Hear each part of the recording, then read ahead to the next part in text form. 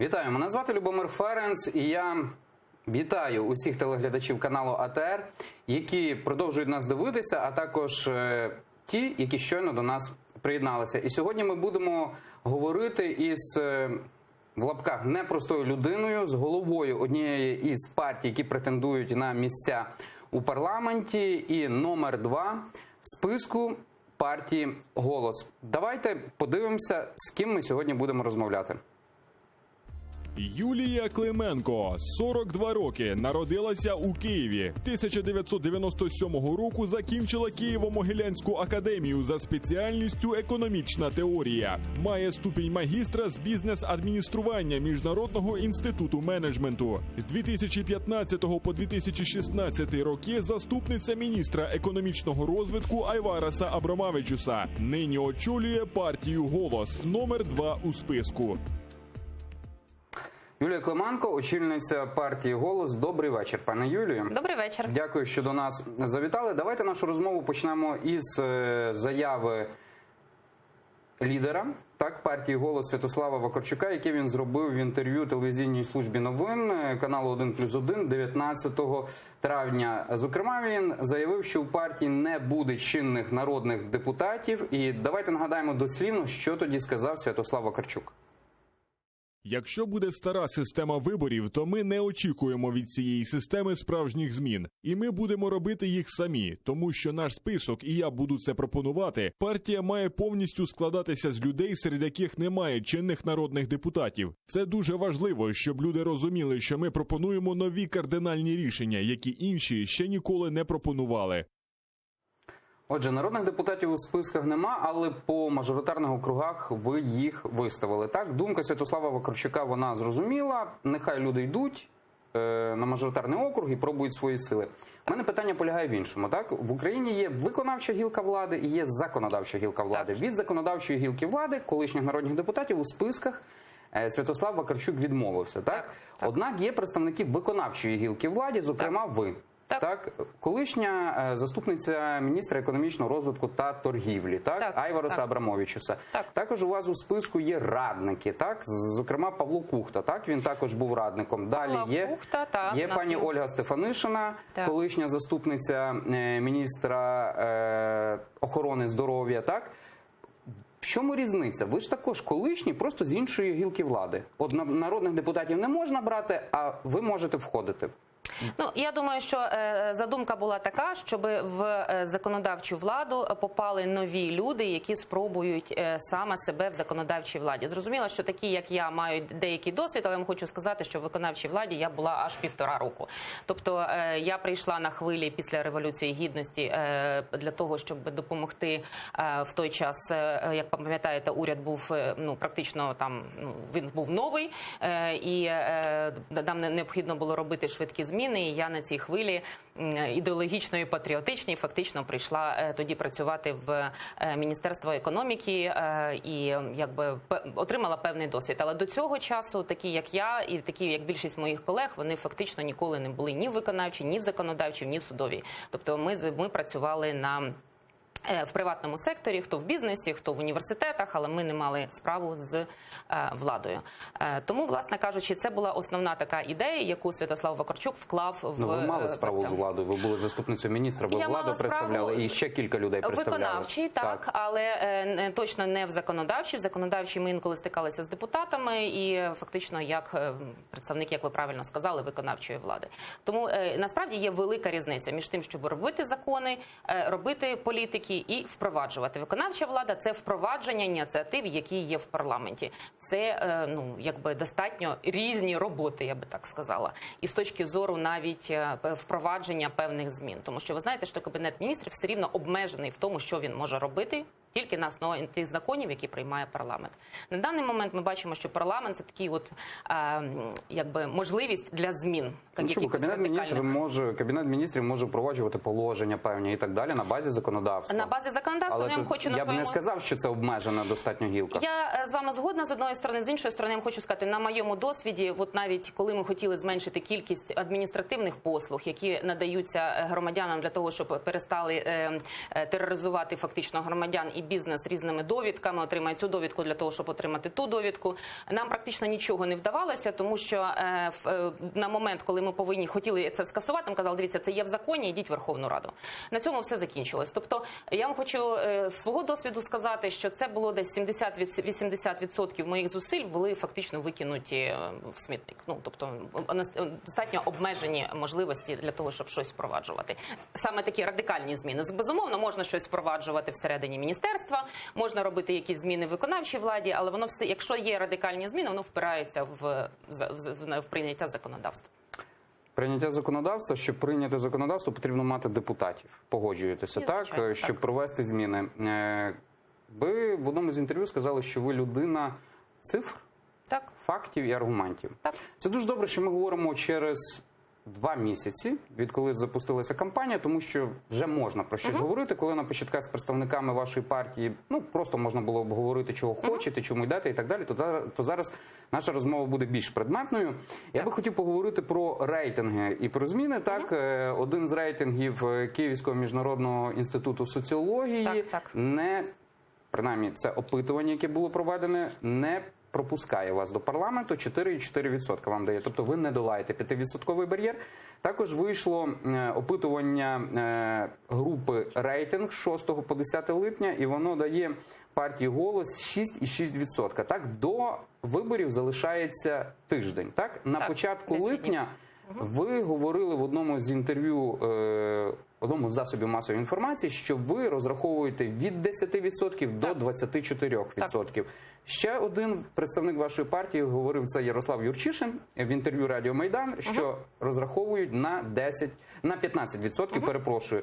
На даному етапі для вас навіть 10% є далекими. Ну, я би так не сказала, тому що якщо ви побачите свіжі рейтинги, які, наприклад, сьогодні ми бачили, здається, InfoSapiens чи група соціологічна опублікувала, там вже 7,9%. Я вам хочу сказати, що давайте... InfoSapiens не є достатньо... Можливо. Ми говоримо про великі групи. Можливо, великі групи, але я вам хочу сказати, на жаль, у нас соціологія використовується в політичних технологіях, і це абсолютно неправильно. І я вважаю, що соціологи повинні бути, знаєте, як от хірурги, вони повинні абсолютно бути безпристрасні до будь-якої політичної партії. І тому ми би хотіли подивитися, зараз будуть виходити ще рейтинги, ми побачимо все ж таки різні групи, різні дати, різні заміри, і подивимося все ж таки, який реальний рейтинг. У нас є сумніви, що рейтинг 4,4 це були цифри, як вам сказати, правильно подані, так? Тобто там не було останньої цифри, яка зазвичай дається, це скільки людей з тих, що визначилися, готові проголосувати за цю партію. Тобто це трохи, ну так, я би сказала, трохи маніпулятивно було подано. Можливо, ця цифра є, але вона не була опублікована.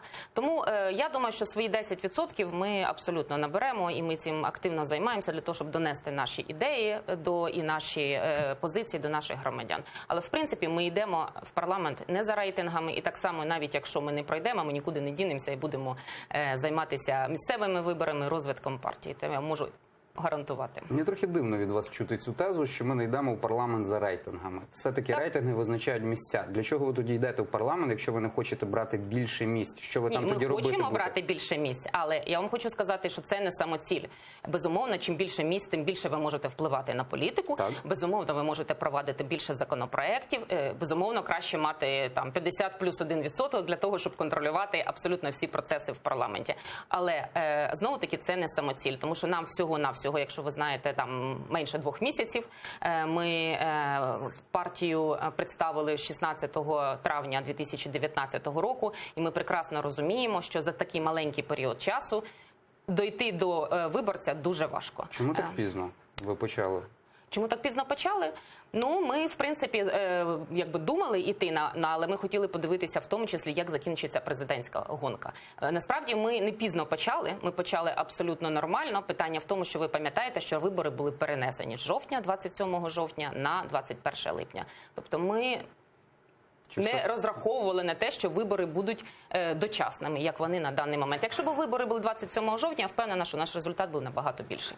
Дивіться, вас часто в засобах масової інформації називають другою самопоміччю, так? Самопоміч номер 2. Це для вас не є сюрприз, так? Ви давали відповідь, я не хочу про це другий раз говорити. У мене наступне запитання. Так, от забрати Святослава Вакарчука, так? Просто забрати Святослава Вакарчука.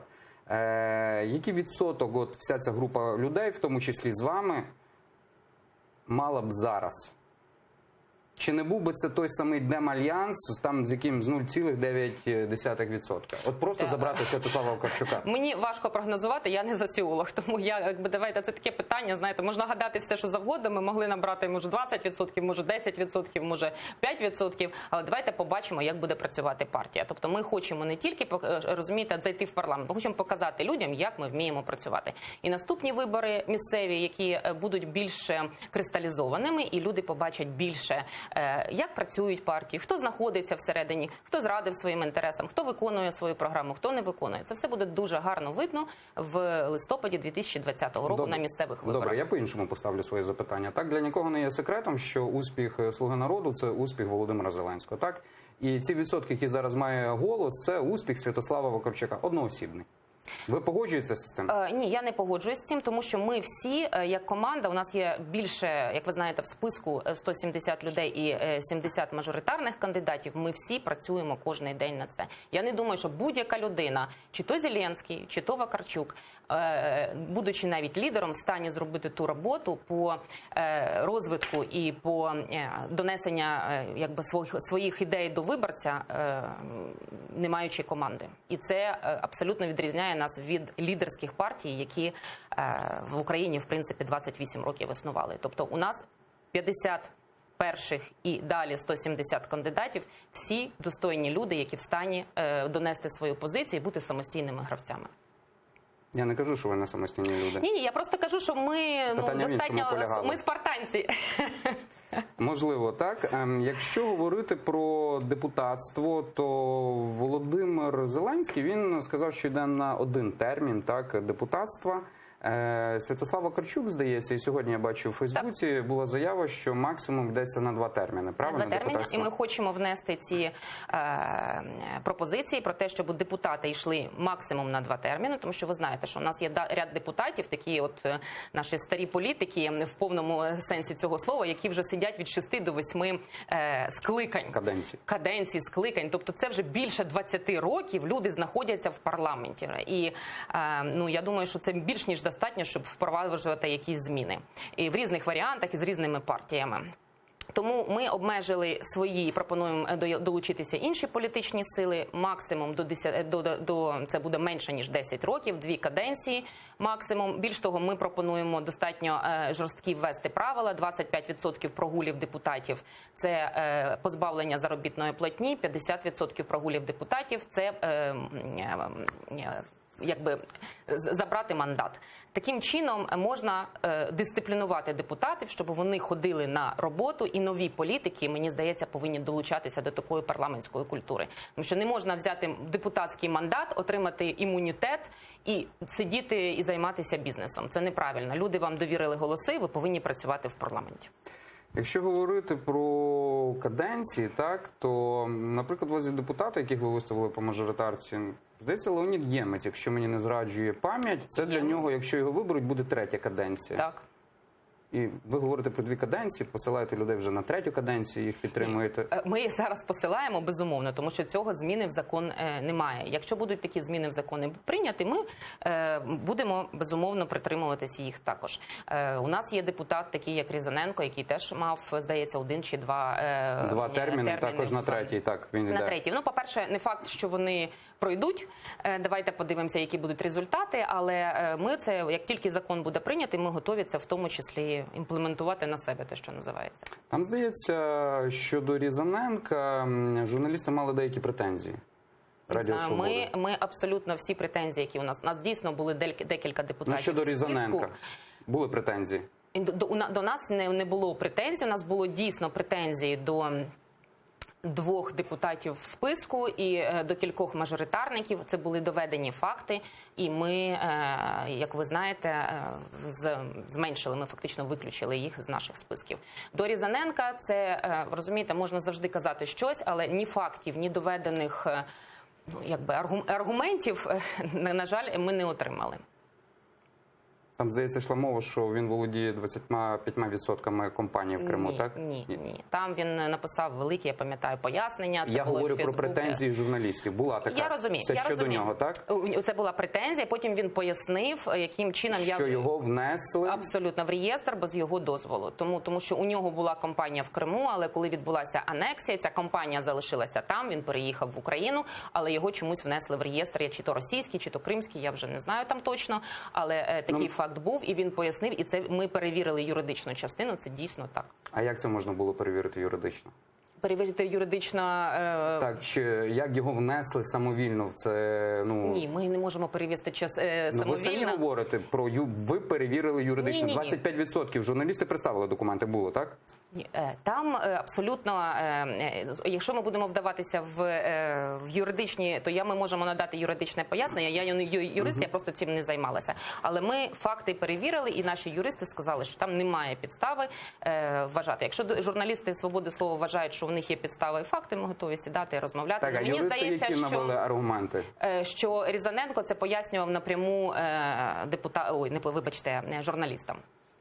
Тоді була у нього розмова без інтерв'ю нашого ви маєте на увазі? І інтерв'ю, і він пояснював у Фейсбуку. Там було достатньо велике розгорнуте пояснення юридичної частини. Дивіться, ще деякі депутати, я слідкував за Фейсбуком, то дехто з суспільства, я би їх назвав, бо все-таки Фейсбук це також суспільство, вони мали претензії по деяких депутатах. Наприклад, тих, яких партія «Самопоміч» з Київради так викинула, можемо так сказати. Вона не викинула з Київради, а з фракції із партії. Так, я говорю про номер 6 і номер 13 вашої партії. Це Макаров і Осадчук, так? «Самопоміч» фактично від них відмовилися, ви їх взяли. Ну, ви знаєте, знову ж таки... І ще третього я скажу, так, та сама історія, він йде, здається, по 214 округу. Зараз я назву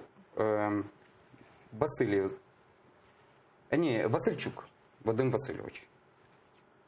Так, 214 округ. Це все, це люди, ці 8 депутатів, щодо яких партія «Самопоміч» мала претензії. Дивіться, партія «Самопоміч» могла мати претензії, це внутріпартійні розмови.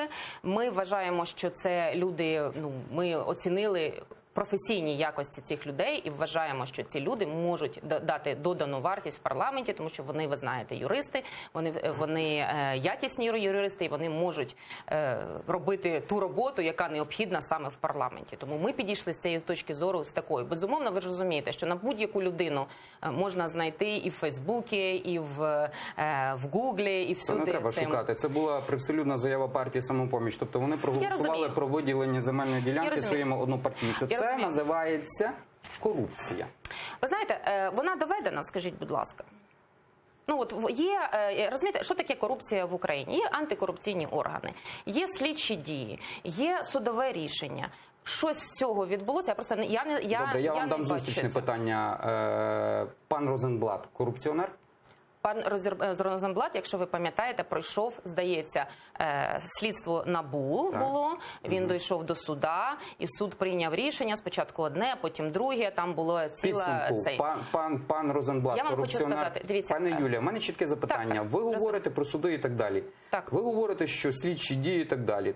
Я вам даю зустрічне питання. Пан Розенблат корупціонер? Давайте я вам скажу так. Я не суддя, я не слідчий. Я не можу людині виносити приговор. Суспільство може говорити, але ви розумієте, ми з таким успіхом можемо показати на будь-яку людину. Це в шлях в нікуди, так не можна. Треба робити реформу судової системи, треба робити реформу антикорупційних органів, які ми активно пропонуємо в своїй програмі. Після цього, коли ми будемо знати, що рішення антикорупційних органів, правоохоронної системи і судової системи остаточно, і ми йому віримо, тоді можна людину казати, що він корупціонер чи не корупціонер. Інакше це виглядає як наклеп. Тобто я не можу вам відповісти, тому що це юридично, мені здається, не дуже правильно. Я не суддя, я не юрист. Так само це стосується і депутатів, які є в нашому списку. Тобто у нас було, повірте мені, у нас було дуже багато різного роду комунікацій із громадянським суспільством, із журналістами, із просто з громадянами, які в регіонах стикаються з людьми. Багато інформації приходило. Хтось казав, дивіться, ці люди просто жахливі, їх не можна брати. Інші люди казали, ні, це найкращі люди. Розумієте, не можна ставити себе без фактів і без доведених фактів в позицію судді. Це неправильно. Ми з вами самі будемо розвалювати судову систему. Так, у нас, м'яко кажучи, недосконала система судова. Так, рішення виносяться не такі, які ми хочемо. Але для цього ж не треба клеймити людей, а треба реформувати судову систему. Це моя позиція така. І так само, як і антикорупційну систему. Вона просто не працює. Вона повинна запрацювати, і тоді ми з вами дізнаємося, Розенблат – це корупціонер чи не корупціонер. Так само стосується і Макарова, і Осадчука, і кого ви третього назвали. Тобто це питання уже у нас з вами переходить в плоскость, що нам треба з вами зробити. Я згоден, пане Юлію, але якщо ми говоримо в такому розрізі, то Розенблат чудово би підходив тоді партії «Голос». Ні, Розенблат не підходить партії чому? «Голос». Він ж не корупціонер. Які ви претензії маєте до Розенблата? Я персонально ніякі, бо я з ним не знайома. А чому Розенблат би не підійшов, наприклад, партії «Голос»? Проти нього немає ніяких претензій ні в суді, ні в кого. В чому причина? Ви знаєте, Про нього це все наклепи. Я просто трактую це, що ви сказали. Це наклепи відео, скоріш за все, були, які показували. Ви знаєте, у нас були чіткі критерії, 10 критеріїв, яким чином ми відбирали людей і в список, і в мажоритарний список. Ви можете з ними знайомитись, вони чи є у нас на сайті ще є, чи вже зняті, але повірте, у нас було дуже багато людей, які подавали пакети документів, і дуже багато з цих людей ми відсіяли по різних критеріях з цих 10. Номінаційний комітет це зробив. Я вас запевняю, що пан Розенблат навряд чи би пройшов наш номінаційний комітет, тому що до нього є претензії. Не будемо перераховувати. Не будемо присвячувати вашу передачу пану Розенблату. Давайте не будемо. Так, я просто навів приклад, який я розумію. Ви ж розумієте, у нас пан Насіров теж вийшов з-під суду. У нас з вами фактично жодний корупціонер за 5 років не сів в тюрму. Давайте подивимося. А ті, хто сіли, то вже вийшли або повертаються назад в Україну. Пане Юлію, такі... хто у вас приймав рішення, щоб люди опинилися в списку? Номінаційний комітет, як можете я вам сказала. назвати ці прізвища? Ні, я не можу назвати ці прізвища, поки у нас не закінчиться виборчий процес, тому що тиск на номінаційний комітет як був, так і продовжується. Я вам хочу сказати, у нас є і судові позови, і ми достатньо багато проводимо в тому, щоб, як так сказати, тримати оборону. Тому давайте ми закінчимо виборчий процес 21.07, і тоді ми зможемо про це говорити. Ви принаймні про себе можете? Ви входите в номінаційний? Я входжу в номінаційний комітет. Святослав Вакарчук, це один номінаційний комітет. І там, і там. Святослав Вакарчук також входить в номінаційний комітет, але не має права вето. Тобто в нього такий самий голос, як і у всіх інших. Чудово, що ви входите в номінаційний комітет. Наступне моє запитання буде і як журналіста, і як виборця. Так. 121 округ. Дмитро Агньов. Так. З центром у місті Дрогобич. Угу. Я виборець цього округу. Угу. Так, і це мав бути один з кандидатів, за якого я міг віддати свій голос. Ви можете зараз бачити його фото. 27 червня ви відкликали цього кандидата в народні депутати в одномандатному окрузі. Так, і це сталося після того, як журналісти програми «Схеми» викрили його зв'язок з народним депутатом від блоку Петра Порошенка Глібом Загорієм, так, співвласник фармацевтичної компанії «Дарниця» та фігурантом численних журналістських розслідувань. Так, він не просто зв'язаний з ним, він є чоловік сестри Гліба Загорія. Так. У мене запитання, так, він з вами судився, так? Він не з нами судився. Він судився з ЦВК, перепрошую, так, що поправили, так, він судився з ЦВК, ЦВК виграло, він пішов в апеляцію, я там вже далі не слідкував, здається, також програв. Відмовили, так. Відмовили. У мене питання до вас, як від виборця. Давайте більше я тут буду говорити як виборець, так? Так? Не як журналіст. Як ця людина взагалі була висунута партією «Голос», маючи в себе в списках пані Устінову, пані Стефанишин, які чітко називали Загорію фармацевтичною мафією? Як він взагалі попав? Ну, до вас. давайте я вам скажу, що Маючи цілу когорту антикорупціонерів, реєстри можна відкрити. Це я все розумію. легко. Я розумію. Так, безумовно, наші антикорупціонери безумовно знайшли, і це відкриті дані. Тут нема що. І насправді Це не Дмитро... антикорупціонери знайшли, це знайшли журналісти. Ні. Це знайшли і наші антикорупціонери, і журналісти, і насправді розумієте... Ви тиждень думали. Ми тиждень думали. Я вам хочу сказати, бути родичем – це ж не вирок, правильно? Бувають різні родичі. Хтось своїми родичами спілкується, хтось своїми родичами не спілкується, а хтось взагалі в одну квартиру не заходить. Тому за версією Дмитра Агньова він не має тісних родинних зв'язків ні з паном Глібом Загорієм, ні з його дружиною. Він не приймає прописаний в одній активним. квартирі. Я розумію. Я так розумію, що він був прописаний. Я знову таки, за версією Дмитра, його пояснення, що він був прописаний багато років назад, коли ця квартира переходила від батька до дітей. Тобто це вже був такий спадок. Тому я вам І всі в одну квартиру, так? Власники великого корпоративного бізнесу. Ну, менше з тим. Добро. Давайте. Смішно просто чути давайте це. ми не будемо входити в розборки всередині сімейні. Це неправильно, розумієте? Люди хай між собою вирішують, навіть якщо у нас до них є претензії, вони можуть вирішити їх між собою.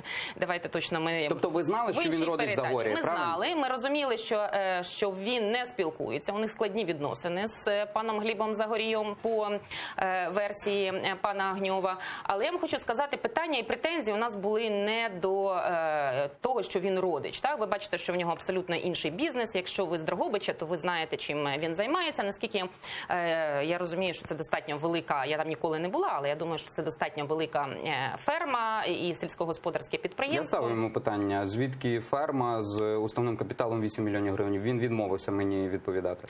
Це недостатньо великий бізнес, але менше з тим. Я не знаю, я не можу це оцінити, але вона достатньо відома, тому що якщо ви наберете в інтернеті, ви знайдете багато цікавої інформації про цю ферму. Що набирати в інтернеті? Іміджові матеріали ви маєте на увазі? Я не знаю, як це називається, але ви як ви ж не журналіст, правильно? Я в Кіровоградській області знайду, якщо щось шукати. Я би не сказав, що на загальну Україну вона відома. Менше з тим. Ви мені сказали, що ви виборець, а не журналіст. Я виборець, так, я питаю. Але це логічне питання, це кожен виборець би мав ставити. Я вам хочу сказати, у нас з Дмитром розійшлися не стільки питання того, що він родич, не родич, це безумовно можна досліджувати, і це факт. І ми розуміли, що він родич пана Загорія, і що вони не спілкуються, що в них є різні бізнеси, і що вони не займаються одним бізнесом, насправді так воно і є, тому що Дмитро займається абсолютно іншим, а його дружина, я наскільки розумію, теж не спілкується ні з Глібом, ні з його родиною, але вона має від батька певний акції в бізнесі. Акціонер і вона була членом наглядової ради також. В фармацевтичному бізнесі. Але менше з тим, питання до Дмитра у нас... В бізнесі фармацевтичної мафії. Давайте будемо говорити так, як казали ваші члени. Так. Тому що мафія – це клан, а клан – це сім'я. Слухайте, Юлія. У сім'ї є ж різні члени, да? Хтось не Я вчився в Італії 5 років, я знаю поняття мафії чітко. Ви знаєте, що як мафія. Як мафія працює. Там, якщо є акції і інтереси в бізнесі, це мафія. Я не думаю, що в Україні мафія працює так, як в Італії. Нам ще треба, мабуть, трохи буде підрости і стати більш просунутими. Я вам хочу сказати, питання до Дмитра, що він виявився дуже некомандним гравцем. І у нас є певні правила для мажоритарних кандидатів, у нас є певний набір комунікаційних правил і багато всього іншого. У нас претензії до Дмитра більше з точки зору, що він не готовий був бути командним гравцем партії «Голос» і представляти в партію «Голос» в належному. Його безумовні зв'язки з Загорієм ніхто не уговорює, але вони є і вони будуть, але претензії полягають в іншому. Тому ми свідомо розуміли, Пані що Юлію, він... ви мене заплутали. Зв'язки є чи їх нема? Звичайно, є. Він же є родичем. Хоч і не спілкується і так далі, але зв'язки є. Дивіться, розумієте, я ж їм свічку не тримаю, я не знаю, спілкуються, вони не спілкуються. Дмитро, нам чітко, ви можете у нього перепитатися. Ви сказали, що ви переконалися, що вони не спілкуються. Тепер ви кажете, ми не знаємо, чи вони спілкуються. Ні, ми не переконалися. Ми спитали у Дмитра, Дмитра, і ми зазвичай довіряємо людям. І Дмитро нам чітко сказав, що вони не спілкуються, вони в складних відносинах саме з Глібом Загорійом і його дружиною, не зі всією сім'єю, а саме з Глібом, Пане який управляє бізнесом. Тобто ви знаєте, Пане що Гліб Юлію, не управляє. перетворюйтеся в партію. Одна є така Ні-ні-ні. також, яка претендує на... Ну, вона зараз не претендує, але, можливо, зайде. І там є такі діячі, які кажуть, повірте нам. Ні, я вам кажу, що ви можете спитати у моїх інших колег, навіть у антикорупціонерів. Це було відкрите велике засідання, можна так сказати, де ми запросили Дмитра, і де це не були кулуарні домовленості. Ми сіли і поговорили з ним абсолютно відкрито. Він абсолютно відкрито нам розповів, наскільки це правда, наскільки це неправда. Будемо, можливо, пізніше судити, якщо побачимо на спільних фотографіях. На даний момент інформації немає, але питання полягало зовсім в іншій площині до нього. Дивіться, в мене запитання. Турзмін, так? Він завжди супроводжується концертами. В вересні-жовтні будуть концерти? Так. Безкоштовні? Так. Ми вже, ви можете, я не знаю, чи є на сайті, але ми вже запланували концерти. Мінімум 3 концерти на вересень і жовтень. А де вони мають відбутися? Ми планували один зробити в Маріуполі і ще 2... Коли форум там має відбутися, так? Ви знаєте, я з датами не можу вам сказати. У нас є одна проблема, що ми не можемо спланувати нічого, вірніше, Океан Ельза нічого не може спланувати, тому що ми не знаємо, коли буде Рада починати працювати, тому що пріоритет для Святослава Вакарчука – це робота в Раді. Концерти будуть вільні від сесійних днів, тому нам, відповідно, треба це якось планувати. Ми намагаємося якось у апарата Верховної Ради зрозуміти, коли ці дати будуть, якщо ми проходимо Верховну Раду, то як тільки це буде зрозуміло, ми сплануємо далі. Коли ми можемо відпустити Святослава Вакарчука поспівати? У мене тоді наступне запитання. Так, Святослав Вакарчук виступав з туром змін, так, у Черкасах.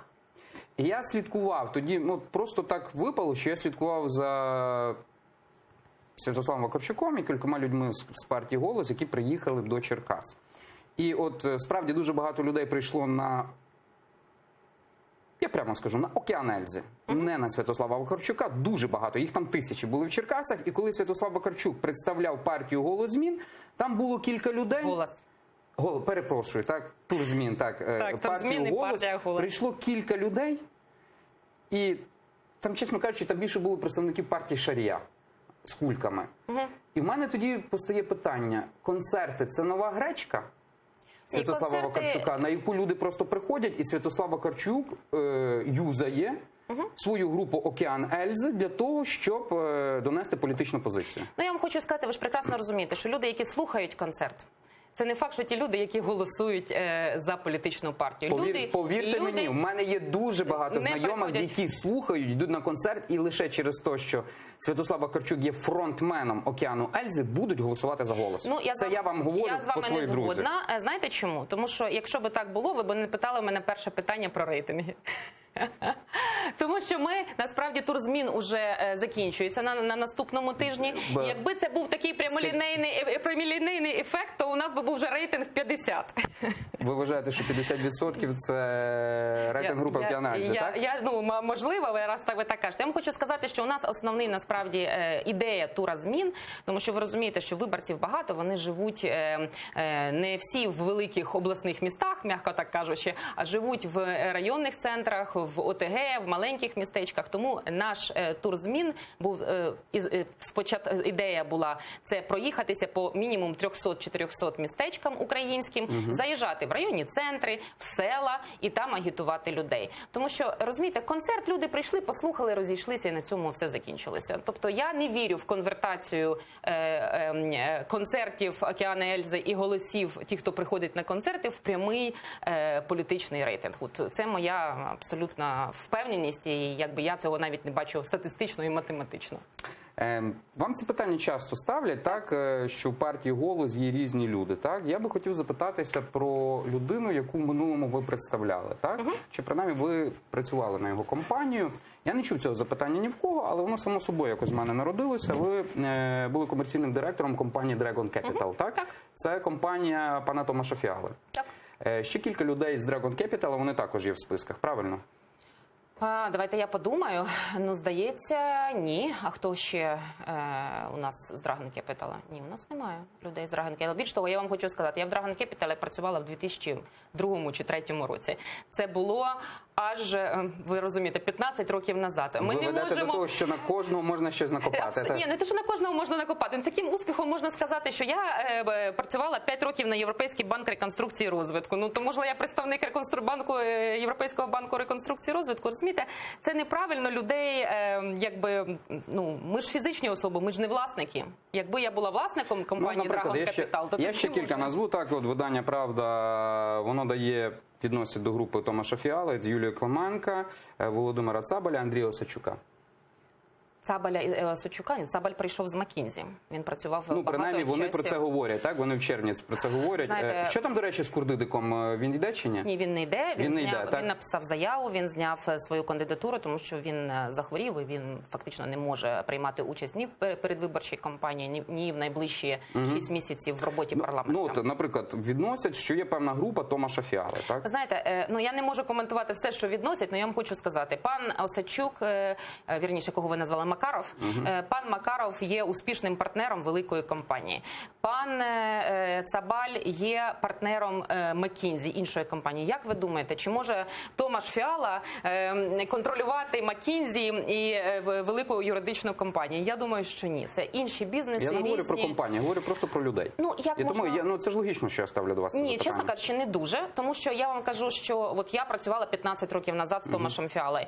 Так, я перетинаюсь з ним, я інколи з ним спілкуюсь. Ну, я спілкуюсь там з 1000 людей. Це ж не означає, що я там належу Томашу Фіалу. Аналогічно пан Макаров, він важковик. Він, скоріш всього, завжди перетинається з такими, як Томаш Фіала, іншими людьми, тому що в усіх транзакціях інвестиційних банках задіяні великі юристи. Я вже не кажу про Маккінзі, які теж там задіяні. Давайте тобто, тоді це таке, знаєте, трохи притягнуте за вуха, я би так сказала. Тоді претензії до журналістів. Ні, я не буду «Правди». до журналістів, тому що вони мають право, у нас немає цензури. Я мав право на це запитання. Абсолютно. У нас журналісти, у нас немає журналістської цензури, і, будь ласка, кожен пише, як він. Давайте тоді поговоримо про гроші. Звітів не було так ще партії. Так, вже є. Ми вже є, подали. Так, сьогодні. Можете подивитися. Так. Я ще просто не встиг, але партія «Голос» найбільше витратила на політичну рекламу у Фейсбуці. Загалом за звітний період вона заплатила майже $89 тисяч, а за 9 липня проспонсорувала 103 публікації майже на $10 тисяч. Так? Про це свідчать звіти, оприлюднені соцмережею. Зазначається, що формувати звіти почали з даних за червень. Менше витрачає на рекламу партії «Європейська солідарність» понад $66,5 тисяч, а «Слуга народу» понад $27,5 тисяч. Хто ці люди, які фінансують партію «Голос»? Ну, ми представляли ряд донорів. Ми робили це так системно. Мінімум 2-3 в тиждень ми намагаємося представляти наших донорів. Безумовно, ми не можемо представити всіх, тому що їх там біля 250, здається. У нас мало часу, просто ви, Сергій Фурса, так? 250 тисяч гривень. Я так? розумію. Ну, дивіться. Давайте конвертуємо тільки соцмережі, так? $90 тисяч, зараз за курсом скільки це буде? Це понад 2 мільйони. 2 мільйони, так. Більш того, ми витратили... Це копійки. Чернишов, так? Колишній очільник Київстару, так? Так. Дивіться, ми витратили на диджитал набагато більше, ніж показано навіть в цих звітах, і це частково відображено в цьому проміжному звіті і буде в фінальному звіті. Тому що для нас, як для молодої партії, і диджитал, і телебачення дуже необхідно. Це фактично 2 інструменти, які ми для себе вибрали для того, щоб робити промо нашої партії на все, тому що ми інакше, просто нас ніхто не знає, і бренд наш новий, і ви розумієте, ми повинні якісь зусилля. Давайте я вам назву. Це пан Логвін Андрій, якого ми представляли. Це пан Борисов, ресторатор відомий. Скільки він дав? От Борисов? Я не пам'ятаю точно Борисов, не буду, але пан Логвін дав мінімум 5-6. Він як фізична особа може дати 1,6 мільйона, але ще він дав, здається, від сім'ї, від співробітників, тобто він вже сумарно посчитає. Так. Далі у нас є такі донори, як компанія EBS. Це відома компанія, вона достатньо на фінансовому ринку знайома. Хто у нас ще був? Пан Лукачук, той, що очолює на даний момент компанію «Мандаліст». Це колишній Крафт, власники в шоколадної фабрики в Тростянці і великі інвестори в Україні. Тобто у нас таких людей багато, я можу називати їх довго, їх там біля, здається, по звіту ми на даний момент маємо щось 200 чи 250 їх. Але це все люди, які реально працюють, які реально заробляють. Більш того, вони в свій час спонукали нас йти в політику, щоб ми йшли для того, щоб хоч якось щось змінювалося. Що ви їм винні на даному етапі? Нічого не винні. Вони це прекрасно знають. Ці люди Абсолютно ні. прощаються з 5-6 мільйонами просто так? Так. Більш того, я вам хочу Задля сказати, чого? більшість цих людей підтримує не тільки партію «Голос», але й інші партії і не політичні проекти. Якщо ви побачите, я не знаю, чи можна це побачити, подивитися, але вони реально є донорами багатьох проєктів, в тому числі і університетів, і, я не знаю, дослідницьких центрів. Тобто це їх вклад в розвиток українського суспільства. Вони йти, на жаль, в політику не хочуть, хоча ми їх закликали. Вони не хочуть змінювати свій комфортне життя в бізнесі з гарними заробітками на парламент, де заробітку немає і є багато, як це сказати, тиску. Олігархи – це зло? Однозначно. Пінчук – це зло? Точно. Він же олігарх? Олігарх. Я тому і запитую, Коломойський – зло? Так. Ахметов – зло? Так. Як ви ставитеся до повернення Леоніда Кучми в тристоронню контактну групу? Давайте я вам скажу, як я взагалі ставлюся до контактної групи і її результатів. На жаль, їх немає. Хто би туди не повернувся, на даний момент ми бачимо, що у нас, ми з вами, лінія розведення відбулася, але кількість обстрілів, кількість жертв і кількість вбитих тільки збільшується. Тому, хто би не був в контактній групі, треба починати якось думати про результат. Тому що якщо ми будемо просто міняти обличчя, це, на жаль, не дає ніякого ефекту. Я не розумію, чому у нас так відбувається, що ми йдемо на певні виконання домовленості чи виконання зобов'язань, але результат від цього, на жаль, не покращується. Ви в одному з інтерв'ю зазначили, що у вас найбільші проблеми є з експертами в галузях безпеки та міжнародних відносин. Так. Це два питання, які стоять зараз на одному з перших місць. Я не говорю про те, що говорить суспільство. Так, суспільство хоче боротьби із корупцією, однак саме І закінчення війни. І закінчення війни, так. Однак міжнародка і безпека – це питання номер один. Це всі розуміють. Чому так вийшло, що у вас немає таких людей? Давайте я вам скажу. У нас є експерти, вони просто не є кандидатами в депутати. А от чому немає кандидатів в депутати? Тому що ви знаєте, що люди, які розбираються в міжнародних відносинах глибоко, вони є фаховими дипломатами, вони гарна заробітна платня, у них довга кар'єра. Зазвичай дипломати ніколи не йдуть в політику. Чому? Тому що у них є кар'єра, яку вони ніколи не хочуть втрачати. Вже на пенсії вони виходять і тоді вони йдуть в парламент.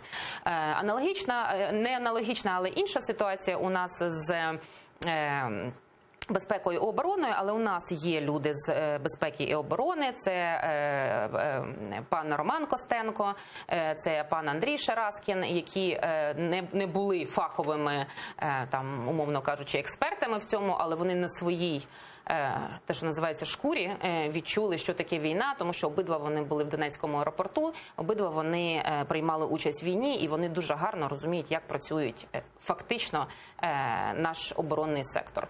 Питання експертів ми... Безумовно, у нас зараз є експерти, вони працюють, і більш того, вони залишаються працювати після виборчої парламентської кампанії, тому що у нас залишається працювати експертний великий центр і юристи, які будуть напрацьовувати і політики, і законопроекти, і також імплементацію цих законопроектів. Тобто ми не будемо, кожний депутат буде мати свій такий, знаєте, think tank або експертний центр, а саме це буде централізовано в штабі партії, яке буде допомагати всім нашим кандидатам і депутатам. З ким ви готові війти в коаліцію, якщо війдете в парламент? Я думаю, що поки це не на часі, тому що я маю на увазі обговорення цього питання не на часі, тому що політичний ландшафт може змінитися, він буде, можливо, різний. Ми не знаємо, це буде коаліція на 2, на 3, на 4, скільки буде необхідно. Тиждень. Так, але я вам хочу сказати, що я думаю, що ми результат реальний побачимо вже тільки після виборів. Тому ми не шукаємо собі роботу і розподіл портфелів, Ми хочемо дати роботу українцям. Тому наша мета не зараз ділити портфелі, а думати про те, як ми можемо перші законопроекти, щоб внести. Щоб дати роботу українцям, треба взяти портфель. Я розумію, ну ми Це прекрасно така логіка. з одної сторони так, але Ви йдете від зворотнього, яке самі себе заперечуєте. Ні, тому що якби ми були партією «Слугою народу», яка, скоріш всього, візьме контроль над парламентом, це була б одна ситуація. Ми розуміємо, що ми будемо мати там... Не факт. Чому ви думаєте, що вона не візьме контроль над, що не буде мати більше ніж 50%? Соціологічні дані на початку нашої програми самі піддали сумніву. Ні, я не піддаю. Я маю на увазі конкретно цей випадок. Соціологічні дані я не піддаю, тому що я вважаю, що у нас достатньо професійні соціологи. Я їх дуже поважаю, чесно Однак скажу. вони недостатньо професійні щодо партії «Голос». Я правильно розумію? Ні, неправильно. Я хочу сказати, що компанія, вірніше, соціологічна група КМІС опублікувала неповні дані, хоча вони повинні були У вас опублікувати. є закрита соціологія? У нас немає закритої соціології, але у нас є певні думки з цього приводу, звідки з'явився ці рейтинги. Озвучте їх. Ні, я вам не озвучу. Ми канал незалежний, даємо всім говорити. Так не можна, тому що це плітки. Поки вони не перетворяться в факти, плітки не можна поширювати відповідальним політикам. Що стосується коаліції, я вам хочу сказати, що ми зараз взагалі не розглядаємо коаліційний ландшафт, тому що ми не знаємо, і ми не знаємо, з ким війде в коаліцію «Слуга народу». Давайте подивимося, тому що у нас з вами є достатньо лідер перегонів номер 2, це опозиційна платформа «За життя». Подивимося в тому числі, як вони будуть себе вести. Яке міністерство ви хочете взяти в лапках? Взяти. Ні, ми не хочемо, ми не беремо телеграфи, залізні дороги Пані і Юлія, міністерства. політика, в тому числі, це і боротьба.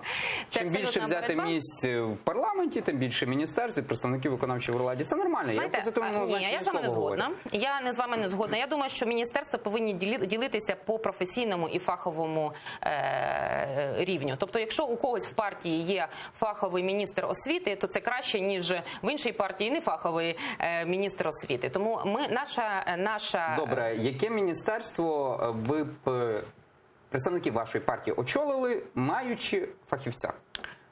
Ми маємо вже фахівців. Ми готові подивитися на Міністерство соціальної політики, на Міністерство освіти, на Міністерство економіки, Культури.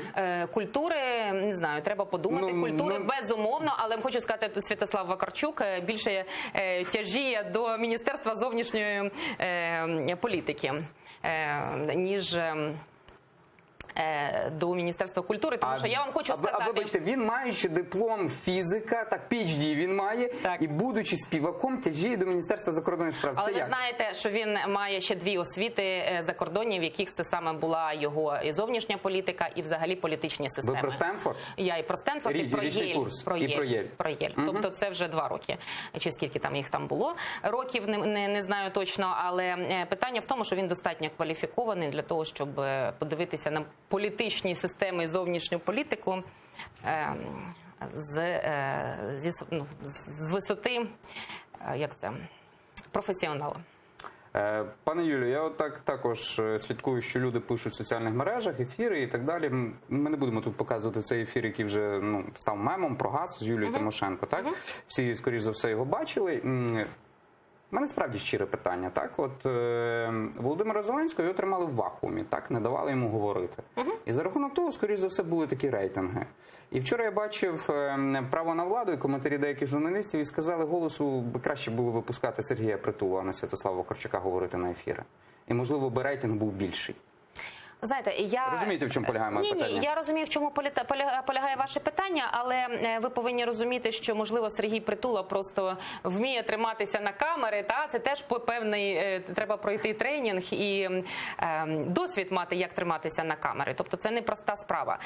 Можливо, людина просто не звикла ще до такої уваги, до камери, до таких великих дебатів. Що стосується, я не думаю, що Святослав Вакарчук має якісь... Я не думаю, що рейтинг «Голосу» прив'язаний до того, як Святослав Вакарчук виступає на дебатах. Це, безумовно, телевізор – це велика частина, але я не думаю, що це є основна.